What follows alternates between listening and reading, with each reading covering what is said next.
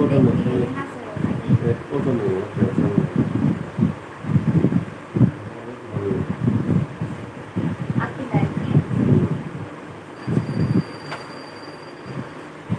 Hello students, आपका SK जी ज्ञान ज्योति के लाइव सेशन में स्वागत है। आज हम लोग देखेंगे ईबीएस का जो लाइव क्लास चल रहा है, पूरा सिलेबस को मैं फॉलो करते आ रहा हूँ। ईबीएस का लगभग 15 से ज़्यादा वीडियो हमारे यूट्यूब पर सेमेस्टर 2 के लिए डाला जा चुका है। आपने अगर नहीं देखा है तो हर वीडियो के डिस्क्रिप्शन बॉक्स में दूसरे वीडियो का लिंक डाला गया है। आप वहाँ से जाके पूरा कंप्लीट सिलेबस को कर सकते हैं और देख सकते हैं। ठीक है, तभी हम लोग चल रहे थे पॉल्यूशन के बारे में, तो उसमें हम लोग पढ़ना था air pollution, water pollution, land pollution, noise pollution. तो आज हम लोग एयर पॉल्यूशन कंप्लीट हो चुका है, तो आज हम लोग वाटर पॉल्यूशन के बारे में चर्चा करेंगे। लेकिन उसके पहले हम लोग वीडियो को शुरू करें, उसके पहले आप लोग वीडियो को अपने दोस्तों को शेयर कर दें ताकि ज़्यादा से ज़्यादा स्टूडेंट्स इसका फ़ायदा उठा सकें। क्योंकि हम लोग आज देखेंगे वाटर पॉल्यूशन। क्या देखेंगे? Water pollution. ठीक है, ये चीज हम लोग देखेंगे।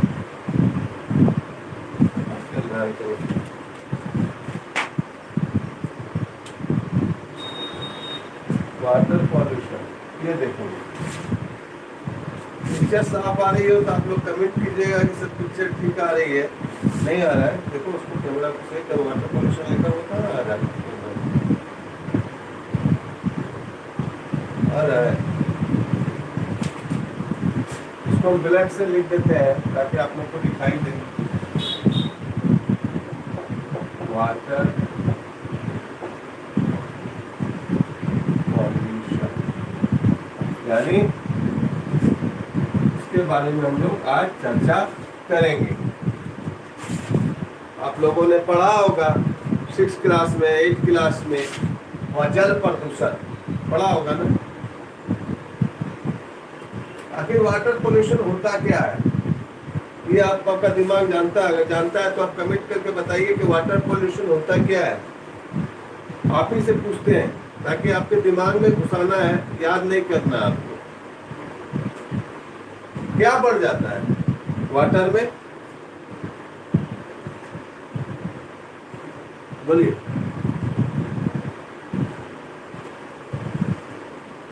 क्या बढ़ जाता है? आखिर वाटर प्रदूषण के बारे में कुछ तो आपका माइंड जानता होगा। वीडियो को लाइक नहीं किए तो वीडियो को लाइक कर दीजिएगा, वीडियो को शेयर नहीं किए तो वीडियो को शेयर कर दीजिएगा। ठीक है, तो आप क्या समझते हैं वाटर पोल्यूशन के बारे में, थोड़ा सा बताइए। कोई कमेंट नहीं है अभी तक। फर्स्ट कमेंट देखें कौन करता है, अभी तक एक भी कमेंट नहीं है। यानी क्या होता है? प्रेजेंस हमारा वाटर में, हमारा पानी में क्या बढ़ जाता है? आखिर हमारा पानी जो है जल प्रदूषित हो जाता है, गंदा हो जाता है, किस कारण से? पानी में क्या बढ़ जाता है? ओरिजिन सब्सटेंस क्या हो बढ़ जाता है? पानी के अंदर क्या एंट्री मार देता है? Origin substance. सर ये ओरिजिन एक नया वर्ड है थोड़ा सा, ठीक है। क्या होगा? ओरिजिन सब्सटेंस यानी बाहरी तत्व। पानी में क्या आ जाता है? ओरिजिन माने क्या होता है? बाहरी, और सब्सटेंस माने तत्व। पानी में जब बाहरी तत्व आ जाता है, प्रेजेंस ऑफ ओरिजिन सब्सटेंस, ठीक है, इन वाटर, तब हमारा पानी क्या हो जाता है? इम्प्योरिटी हो जाता है, अशुद्ध हो जाता है, गंदा हो जाता है ना। और डिग्रेडिंग क्वालिटी, इसकी क्वालिटी भी पानी की क्या हो जाती है? खराब हो जाती है। मेन वाटर पॉल्यूशन का आपका माइंड में, दिमाग में आ गया होगा कि ओरिजिन सब्सटेंस यानी बाहरी तत्व पानी का, पानी में उपस्थिति, जिससे पानी अशुद्ध हो जाता है, इम्प्योरिटी हो जाता है। ठीक है, क्या हो जाता है? इम्प्योरिटी। ठीक, ये हो जाता है। और दूसरा क्या हो जाता है, इसकी क्वालिटी क्या हो जाती है, डिग्रेडिंग हो जाती है। क्वालिटी क्या हो जाती है वाटर की, क्वालिटी डिग्रेडिंग हो जाती है,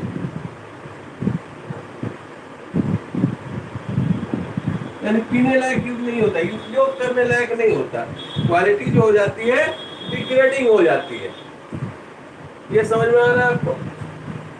तो ये थोड़ा सा वाटर पोल्यूशन के बारे में आपको बताएं। अब हम लोग को सिलेबस में दिया है 3 चीज पढ़ना है। क्या पढ़ना है, काउज पढ़ना है, ठीक है, इफेक्ट पढ़ना है और कंट्रोल पढ़ना है। इसी के बारे में हम लोग चर्चा करेंगे।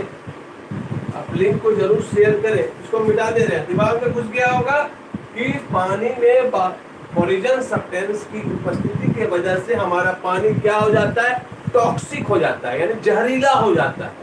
टॉक्सिक माने क्या हो जाता है, जहरीला हो जाता है और इम्प्योरिटी आ जाती है, क्वालिटी डिग्रेडिंग हो जाता है। तो उसको हम लोग कहते हैं वाटर पॉल्यूशन। देखिए हम शब्दों में नहीं दिखाएंगे, हमको दिमाग में घुसाना है। तो वाटर पॉल्यूशन में हम लोग को 3 चीज पढ़ना है। वह 3 चीज क्या है, तो सबसे पहले काउच पढ़ना है। क्या पढ़ना है, काउच। काउच माने क्या होता है, काउच माने क्या होता है,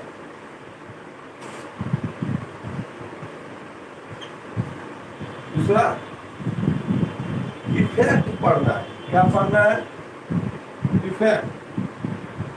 देखिए एग्जाम इंग्लिश वर्षन में होने की चांस है, इसलिए मैं इंग्लिश में थोड़ा लिख रहा हूँ।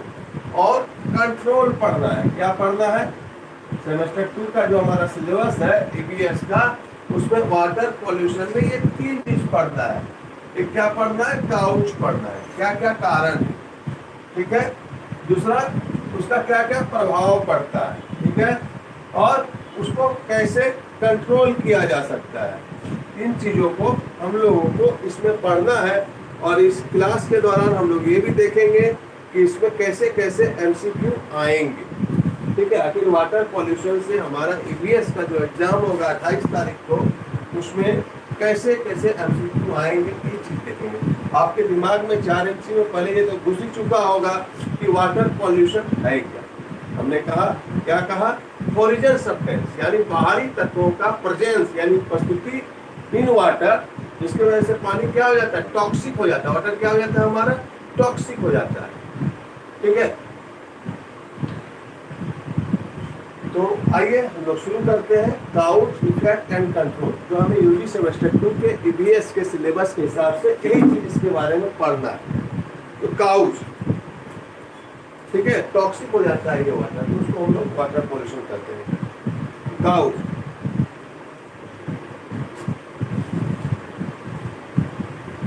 पहला काउच हम देंगे एग्रीकल्चर रेन। सर ये एग्रीकल्चर रेन क्या होता है, आप जानते होंगे कि जब हम खेती करते हैं, किसान जो किसान होंगे वो तो जानते होंगे, किसान के बच्चे होंगे, तो खेतों में केमिकल का यूज करते हैं कि नहीं करते हैं, पेस्टिसाइड और बहुत सारा केमिकल है, इसको लोग खेतों में यूज करते हैं। जब खेतों में यूज करते हैं, एग्रीकल्चर रेन क्या होता है, इसको एग्रीकल्चर रेन क्यों कहा गया है, तो खेतों में जब वो लोग केमिकल का यूज करते हैं, तो जब बारिश आती है, जब बारिश आती है तो क्या करता है, ये केमिकल जो है उस वाटर के साथ बह जाता है, ठीक है। जो केमिकल है, केमिकल और पेस्टिसाइड, ये सब जो केमिकल खेतों में जो यूज होता है, ये पानी के साथ, वाटर के साथ क्या होता है, बह जाता है। और वो वाटर जो है कहाँ चला जाता है, हमारा ओशियन में चला जाता है, ठीक है। इसके वजह से नदियों में मिल जाता है, जिसकी वजह से हमारा पानी क्या हो जाता है, पॉल्यूटेड हो जाता है। पहला कारण है एग्रीकल्चर रेन, ठीक है ना।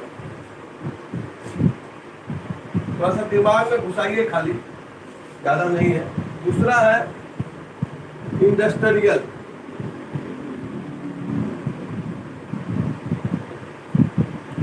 इंडस्ट्रियल वेस्ट,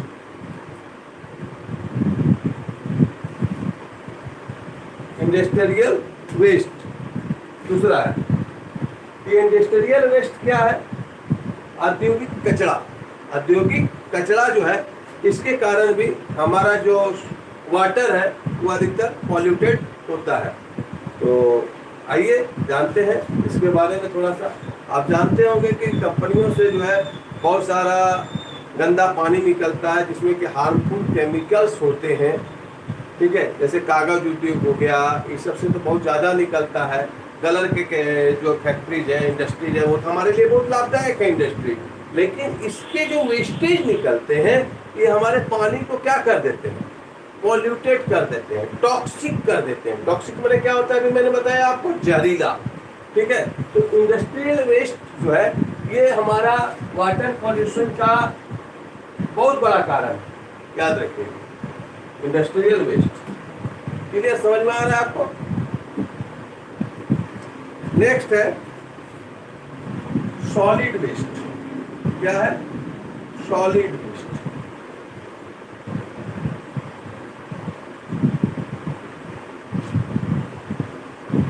अब मान लीजिए कि हम कहीं पर घूमने के लिए गए, समुद्र के किनारे पर अपने पूरे परिवार को लेके हम या आप सभी गए परिवार के साथ लहरों को देखने के लिए, लहरों का मजा लेने के लिए।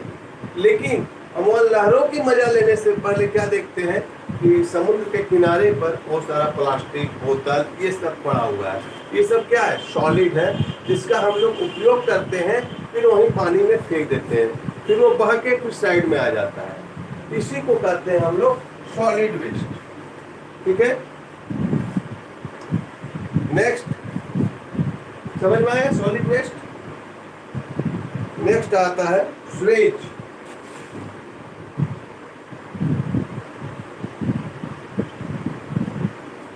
स्वेज एंड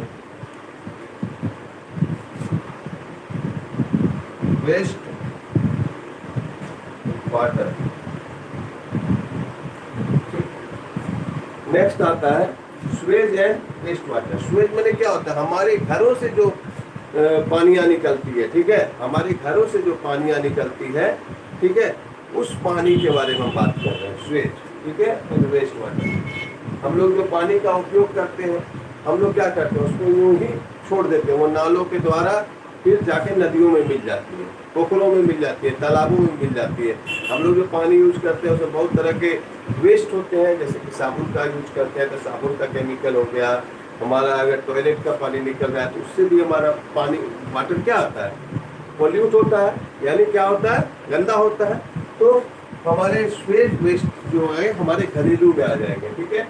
और लास्ट है ऑयल, पांचवा है ऑयल, ऑयल वेस्ट। ऑयल मतलब वेल वेस्ट, इस कारण से भी पानी हमारे पॉल्यूट होते हैं, ठीक है। आपने जानते हैं कागज की जो इंडस्ट्रीज है, कागज की जो इंडस्ट्रीज है, इससे जो हमारा कचरा निकलता है वो सारा ऑयली टाइप का निकलता है। और मान लीजिए कि ये एक तालाब है, ये नदी है या समुद्र है, ओशियन है, कुछ भी है जहाँ पानी जमा होता है, तो हमारा इंडस्ट्री से जो ऑयल निकलता है वह ऑयल क्या करता है, इस पानी में जाके मिल जाता है, इस पानी में जाके मिल जाता है। और इस पानी में जाके मिल जाने से क्या होता है, ऑयल पानी के ऊपर एक ऊपरी परत बना लेता है, एक ऊपरी परत बना लेता है पानी के ऊपर ऑयल, ठीक है। तो ऑयल जो ऊपरी परत बना लिया तो सूर्य की जो रोशनी पानी में पड़ती है वह ऑयल जो है, ऑयली वेस्ट के बारे में बता रहे हैं, वह ऑयल पानी में अंदर तक जो है सूर्य की रोशनी नहीं जाने देती है। और आप जानते हैं कि पानी के अंदर भी बहुत सारे जीव जंतु रहते हैं, पेड़ पौधे छोटे छोटे रहते हैं। तो ऑयली वेस्ट से जो है, ऑयली वेस्ट में ही होता है पानी का एक परत बन जाता है जिसमें सूर्य की जो रोशनी होती है वो पानी के अंदर तक नहीं जाता है, जिससे कि हमारा एक्वाटिक एनिमल्स हैं और प्लांट्स हैं, वो एक्वाटिक माने क्या होता है, जलीय, एनिमल्स माने जानवर, प्लांट्स माने पौधा, वो प्रभावित होते हैं। ये कुछ कारण है, काउज है। अब हम लोग देखेंगे इसके इफेक्ट क्या है, आखिर वाटर पॉल्यूशन के प्रभाव क्या पड़ते हैं, इससे बहुत ज़्यादा क्वेश्चन आता है, ठीक है। इसका क्वेश्चन का भी हम डिस्कशन करेंगे अभी लास्ट में, कि आपसे इसमें 10-15 क्वेश्चन आपको लेंगे जो मेन और बताएंगे कि इस तरह कैसे कैसे से क्वेश्चन पूछता है। ठीक है, तो इफेक्ट में हम लोग सबसे पहले लेंगे डेट ऑफ, क्या प्रभाव पड़ता है, डेट ऑफ एक्वाटिक माने जलीय होता है, एनिमल। वाटर पोल्यूशन से सबसे बड़ा प्रभाव क्या होता है, पानी के गंदा होने से प्रभावित क्या होता है कि हमारा जो जलीय जीव है वो क्या होता है, उनकी मृत्यु होने लगती है। क्योंकि जल में मान लीजिए कि किसी भी सब्सटेंस का, किसी भी कंपोनेंट का जो मात्रा अगर बढ़ जाएगा वो जल क्या हो जाएगा, टॉक्सिक हो जाएगा। क्या हो जाएगा, टॉक्सिक हो जाएगा। टॉक्सिक मतलब क्या होता है, जहरीला। तो जहरीला पानी अगर वो पिएगा एनिमल तो वो मर जाएगा। ठीक है, इसलिए होता है, परिणाम क्या होता है, डेथ ऑफ एक्वाटिक एनिमल।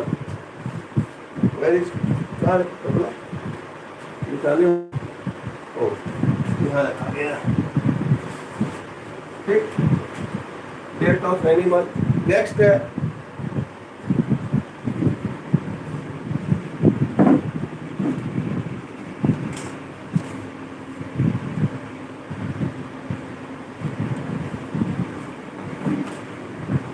दूसरा है वाटर बॉर्न डिजीज।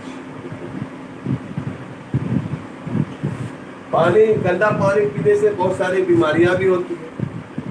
अब क्वेश्चन इससे दे देगा कि इनमें से कौन जो है वाटर बॉर्न डिजीज है। ठीक है, जल प्रदूषण होने के कारण होता है। कुछ 4 बीमारी का नाम दे देगा, इसमें से क्वेश्चन दे देगा कि इसमें से कौन सा जो है जल बीमारी के जीव है। ठीक है, तो बीमारी कौन कौन सा होता है, तो पहला हम लिख लेंगे थायराइड। क्या होता है, थायराइड। ठीक, क्लोरिया। ठीक है, जब जल में जो है किसी तत्व की मात्रा बढ़ जाती है, किसी कोलिजन सब्सटेंस यानी बाहरी तत्वों की मात्रा बढ़ जाती है, तो हमारे शरीर में बीमारी होती है जो हमें बहुत हद तक प्रभावित करती है। ठीक है, डिसेंट्री।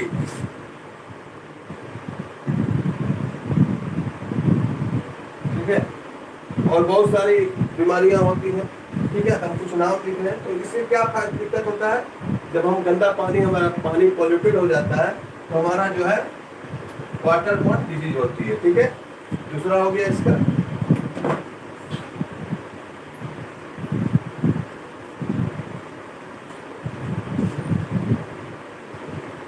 पानी का बोतल।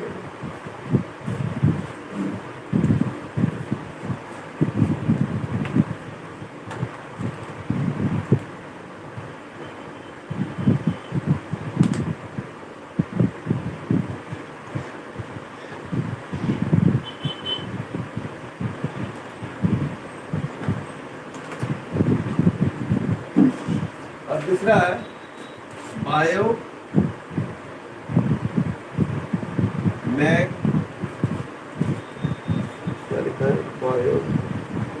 मैग्निफिकेशन। इसको हम लोग बायो मैग्निफिकेशन के साथ साथ ये भी बोल सकते हैं बायोलॉजी मैग्निफिकेशन। क्या बोल सकते हैं, बायोलॉजी मैग्निफिकेशन। तो इसमें क्या होता है कि वाटर में जो है, हमारा वाटर जो बॉडी है, वाटर में क्या हो जाता है, किसी कंपोनेंट का जो है मात्रा बढ़ जाता है। मान लीजिए कि वाटर में आयरन होना चाहिए या हाइड्रोजन, जो भी होना चाहिए मात्रा, किसी भी कंपोनेंट की मात्रा जो होती है, वाटर में जो कंपोनेंट पाए जाते हैं उसकी मात्रा बढ़ जाती है। The increase the particular component that harmful. इससे क्या होता है, किसी भी चीज में अगर मात्रा बढ़ जाएगी, पानी में आयरन की मात्रा बढ़ जाएगी तो हमें बीमारी होगी। ठीक है, तो बहुत सारा सब चीज का एक संतुलन बना हुआ है कि इतनी मात्रा का पानी शुद्ध होता है। तो वाटर में जो है मात्रा बढ़ जाने की वजह से, पर्टिकुलर कंपोनेंट का मात्रा बढ़ जाने की वजह से जो है बायोमेडिकल एप्लीकेशन होता है। कैसे होता है हम आपको समझा रहे हैं। एक पौधा है, एक पौधा है, ये पौधा है। ठीक है, इसमें मान लीजिए बाहर से कोई कंपोनेंट आया वाटर में मिल गया जहरीला जो टॉक्सिक है, वो कितना हो गया 0.1% पड़ा, पौधे ने लिया। उस पौधे को एक छोटी सी मछली ने खाया, ठीक है, इसमें भी आया वो जहरीला पदार्थ कितना 0.1%, ठीक है। इस छोटी मछली को बड़ी मछली ने खाया, इसमें आ गया ये पदार्थ जहरीला 1%। और इस मछली को हमने खाया, इस मछली को किसने खाया, ह्यूमन ने खाया, तो इसमें ये टॉक्सिक पदार्थ 10 गुना आ गया, 10% हो गया, ठीक है। इसीलिए इसको बायोमैग्निफिकेशन भी इसका परिणाम होता है, इफेक्ट होता है, ठीक है। समझ में आ रही है आपको?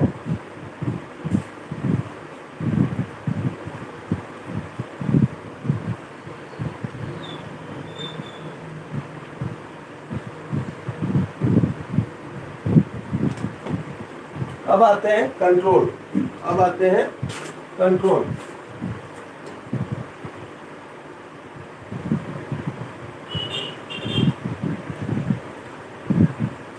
अब इसको हम कंट्रोल कैसे करेंगे?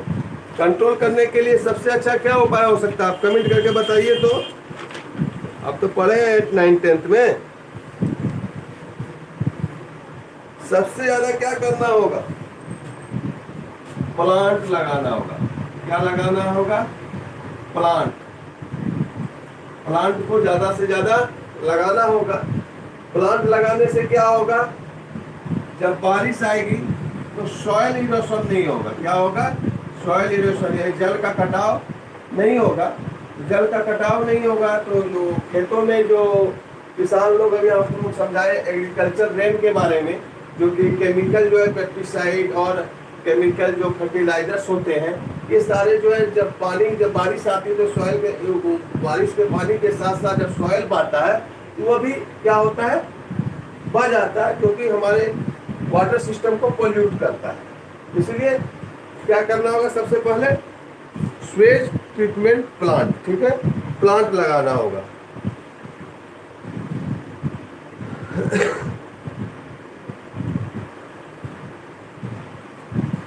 ठीक है।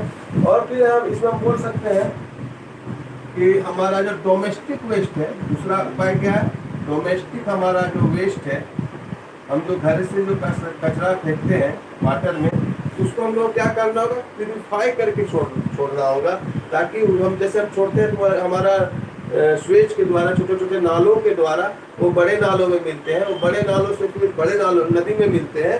तो हम जो डोमेस्टिक वेस्ट है उसको हम लोग चाहें कि जितना से जितना हम लोग उसको शुद्ध करके छोड़ें, ठीक है, प्योरिटी करके छोड़ें। और नेक्स्ट है इंडस्ट्री। नेक्स्ट क्या है, इंडस्ट्री। इंडस्ट्री को भी अपना वेस्ट को क्या करना चाहिए, जब वाटर बॉडीज में वो छोड़ते हैं अपने वेस्ट को, उनको क्या करना चाहिए, उसको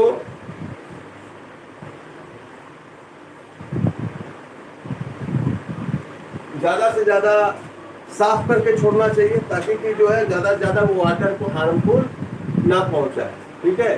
ये चीज़ आपको करना चाहिए, ओके। इंडस्ट्रीज। नेक्स्ट है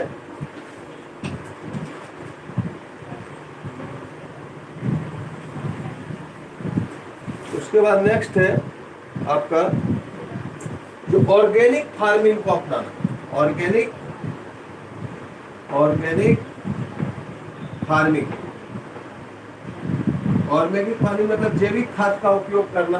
पेस्टिसाइड, केमिकल वाले जो फर्टिलाइजर्स होते हैं, अगर अब वो सब यूज नहीं करेंगे खेती करने के लिए, तो हमारा जो रेन आएगा, जो बाढ़ के पानी जो आएगा, उसमें जो है केमिकल ये सब नहीं बहेगा, तो हमारा जल जो है अशुद्ध नहीं होगा। और सबसे लास्ट है, देखो आ रहा है नीचे, सबसे लास्ट है कि एजुकेटेड होना होगा पीपुल को। क्या करना होगा, एजुकेटेड पीपुल, एजुकेटेड होना होगा पीपुल को,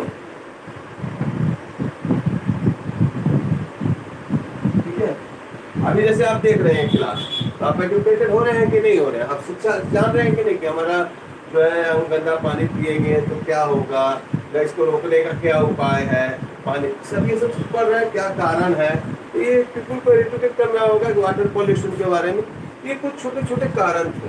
ठीक है, तो आइए हम लोग कुछ क्वेश्चंस देखते हैं कि वाटर पॉल्यूशन से क्वेश्चंस कैसे आएंगे। तो कैमरा को नीचे बैठ जाते हैं। आइए कुछ क्वेश्चंस हम लोग देख लें, वाटर पॉल्यूशन के होते कैसे। थोड़ा सा वो सेट कर रही है तो हम लोग बातें करते हैं। तो सभी स्टूडेंट्स अभी सेमेस्टर 2 के कोर पेपर की तैयारी में, जी पेपर में लगे हैं। बहुत कम स्टूडेंट्स लाइव देख रहे हैं, लेकिन बाद में ये वीडियो जो है उनको और नीचे करो, नहीं आ रहा है, खाली मुझे आ रहा है। तो स्टूडेंट्स क्वेश्चंस कैसे आएंगे, इसके हम लोग थोड़ा सा इस पर चर्चा करेंगे। जल प्रदूषण का क्वेश्चन कैसा रहेगा। देखिए, पहला क्वेश्चन होगा कि विश्व की सबसे प्रदूषित नदी का नाम बताइए। आपको ऑप्शन दे देगा चिनाब, कावेरी, झेलम और गंगा। तो आप ये एक बेसिक क्वेश्चन है जो आपको आना चाहिए। तो कौन सा होगा आंसर आपको पता होगा, आप कमेंट करके बताइएगा हमें। हम आपको अगर बता देंगे तो आपको याद नहीं रहेगा, लेकिन आप खोजेंगे तो जरूर रहेगा कि विश्व की सबसे प्रसिद्ध, सबसे ज्यादा प्रदूषित नदी कौन सा है। ठीक है, अब दूसरा क्वेश्चन दे सकता है कि जल प्रदूषण का सबसे मुख्य कारण या प्राथमिक कारण कौन सा है। तो पौधा दे देगा, पशु दे देगा, या मानव गतिविधि दे देगा, या इनमें से कोई नहीं, ये दे सकता है। तभी आपको बताएं कि सबसे बड़ा कारण क्या है। तो आप सोचिएगा, पौधा है, पशु है, मानव गतिविधि है। फिर अगला क्वेश्चन आपको आ सकता है कि सीएनजी का गैस का भी उपयोग दिल्ली में बहुत ज्यादा होता है। पेट्रोल का ज्यादा उपयोग नहीं होता है, सीएनजी गैस का बहुत ज्यादा उपयोग होता है।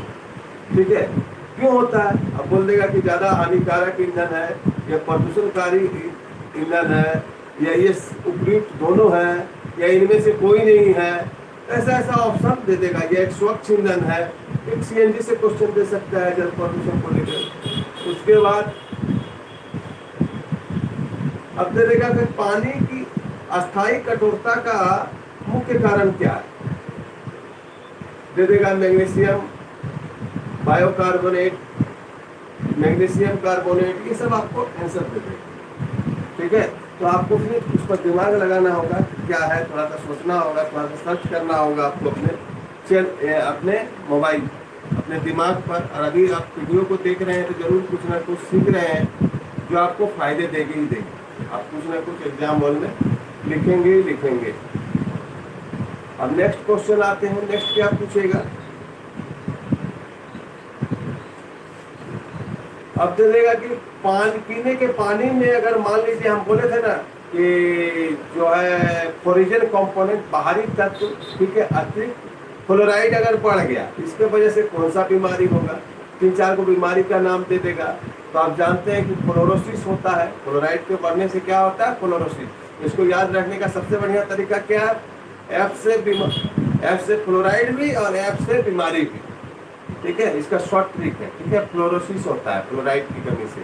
जल में अगर फ्लोराइड की अतिरिक्त ज्यादा मात्रा बढ़ जाए तो होगा। अब दे देगा निम्नलिखित कौन सा जल जनित रोग है। टाइफाइड, हैजा, दस्त, उपरोक्त सभी। तो तीनों बीमारी जो है हमारा क्या होता है, पानी में, तीनों के बढ़ने से। तीनों जो है पानी से होने वाला बीमारी है। पानी अगर हम पॉल्यूटेड पिएंगे तो तीनों बीमारी हमको होगी।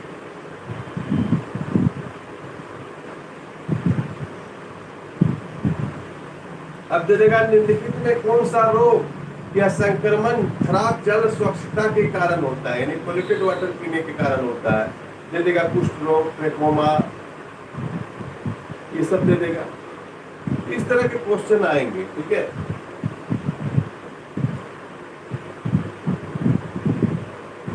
दे देगा निम्नलिखित में से कौन सा जो है जल प्रदूषित से नहीं होने वाले रोग है।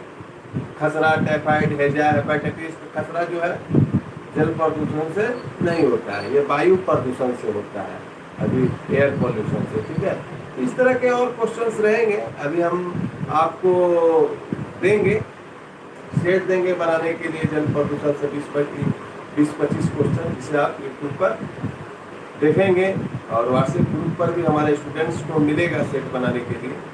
अब कुछ स्टूडेंट्स का कमेंट है, थोड़ा उसको देख लेते हैं, जब इस प्रोग्राम को क्लोज करेंगे क्योंकि बहुत देर से लाइव चल रहा है। कुछ स्टूडेंट्स का कमेंट है,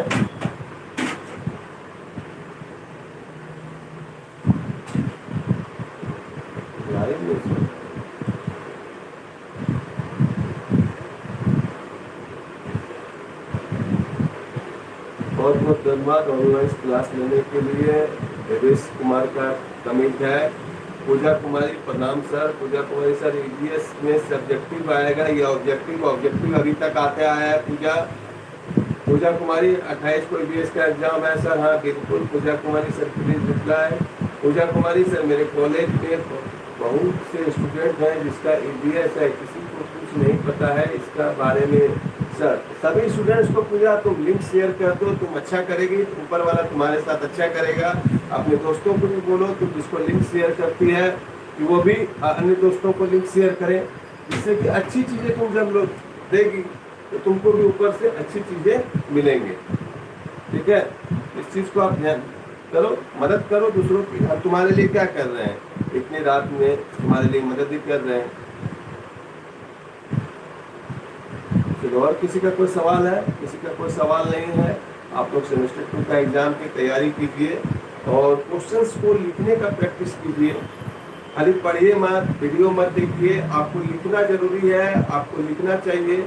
जब तक आप लिखेंगे नहीं आपको समझ में नहीं आएगा, क्योंकि वहाँ आपको एक दिन में आप 3 घंटे में करीब 30 पेज का आपका कॉपी होगा, तो 30 पेज आप 3 घंटे में नहीं लिख पाएंगे अगर घर में प्रैक्टिस नहीं करेंगे खड़ी रख के। अभी प्रैक्टिस करने का समय है, अभी प्रैक्टिस कीजिए ताकि आप एग्जाम हॉल में जो है 3-4 क्वेश्चन अच्छी तरह से लिख पाए। तो मिलते हैं स्टूडेंट्स नए वीडियो में आपसे। कुछ एक नया कमेंट आया है, किसी का देख ले। निवास मेहरा, ईवीएस का एग्जाम इंग्लिश लैंग्वेज में होगा कि हिंदी में? 2019 तक इंग्लिश भाषा में होते आया है।